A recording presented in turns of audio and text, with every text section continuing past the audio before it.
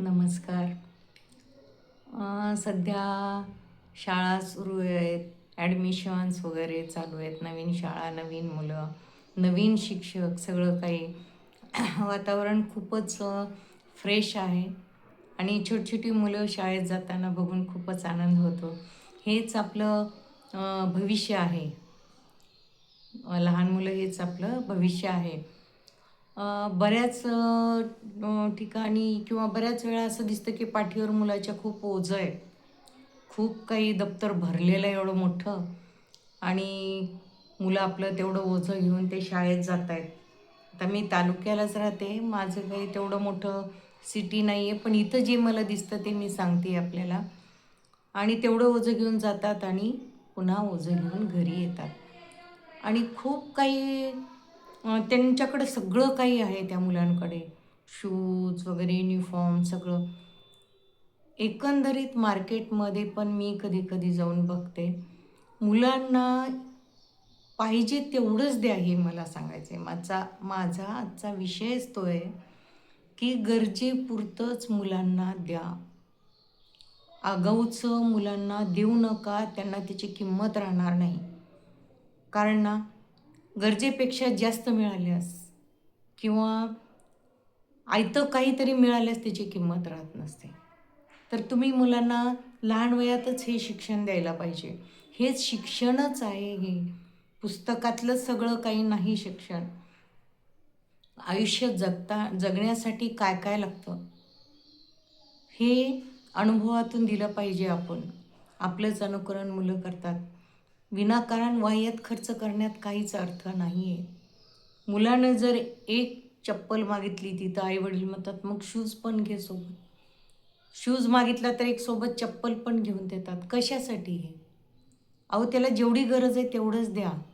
तुम्हाला एक उदाहरण म्हणून सांगते. तुम्ही एक रोपटं लावून बघा. त्याला सावलीत ठेवा, की असं ऊन लागू नये म्हणून त्या रोपट्याची काळजी घ्या. त्याची वाढ होणार नाही चांगल्या प्रकारे. का हो? का वाढ होणार नाही? कारण त्याला उन्हाची पण गरज आहे. तसं आपल्या ह्या चिमुकल्या रोपट्यांना, आपल्या मुलांना पण थोडंसं त्रास होऊ द्या. थोडंसं जाणीव असू द्या, की मागितलं ते लगेच मिळत नाही. नाहीतर त्यांचीसुद्धा वाढ व्यवस्थित होणार नाही. हा माझा अनुभव सांगते मी. मी पण चुकलेली आहे काही. पण त्यातूनच जो मला अनुभव मिळाला, माझ्या चुका माझ्या लक्षात आल्या, त्या मी तुमच्याशी शेअर करत आहे. आपण बघतोय, की मुलं इतकी स्वैर होऊन गेली, त्यांना अमाप पैसा त्यांच्या हातात दिला जातोय.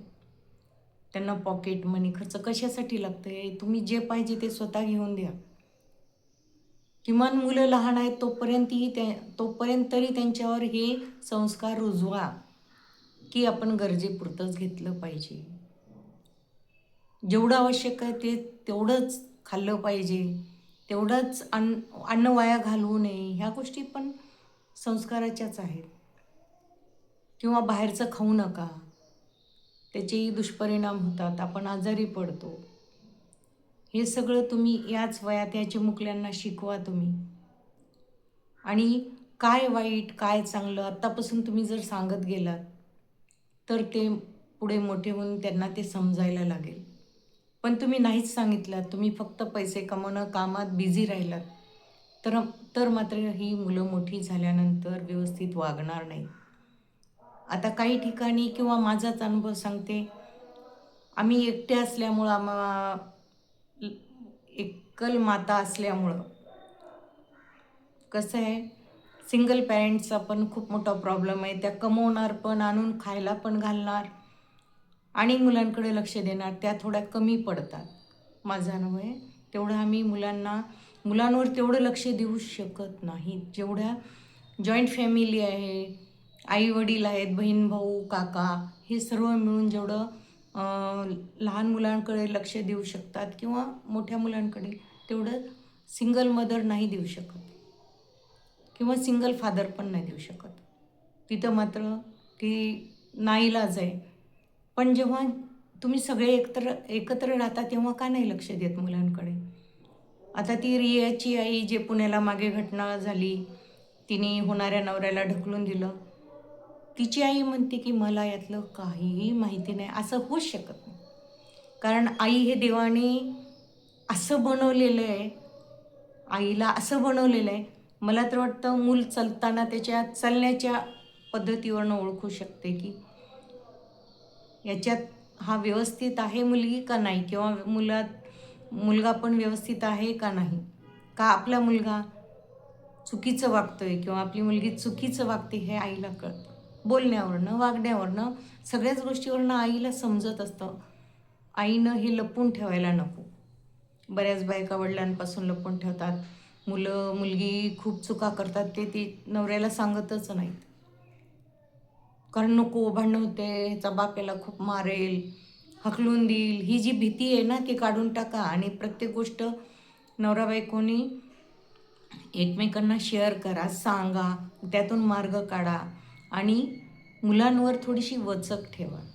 सगळं कळतं. आईला तर नक्कीच ते देवानं दृष्टीच दिलेली आहे की आपली मुलं काय करत आहेत, ती बाहेर न जाता घरात बसून ओळखू शकते. त्यामुळं विशेष करून आपल्या मुलींवर लक्ष द्या आणि लहानपणापासून मुलीत हे रुजवा की बाळा, तू मुलगी आहेस, शेवटी तू मुलगा नाही आहेस. तेवढं डेअरिंग करू नको जिथं तुझं नुकसान होईल. हे तुम्ही मुलींवर संस्कार करा, मुलींवर जास्त लक्ष द्या. उद्या जाऊन तिच्या आयुष्यात सुद्धा काहीतरी घटना घडू नये, वाईट घटना. बघा, एवढ्या पैसेवाल्याची मुलगी रिया जेलमध्ये जाऊन बसली. काय पैसा कामी आला? संस्कार कमी पडले ना. हेच सर्वस्व आहे. तुम्ही लक्ष द्या. आणि मला मी फार स्वतःला तत्त्वज्ञानी नाही समजत, पण मला जे अनुभव आलं ते तळमळीनं आपल्याशी शेअर करावं वाटतं. बस एवढंच बोलते मी. आणि प्लीज माझ्या बोलण्यातून काही गैरसमज करून घेऊ नका.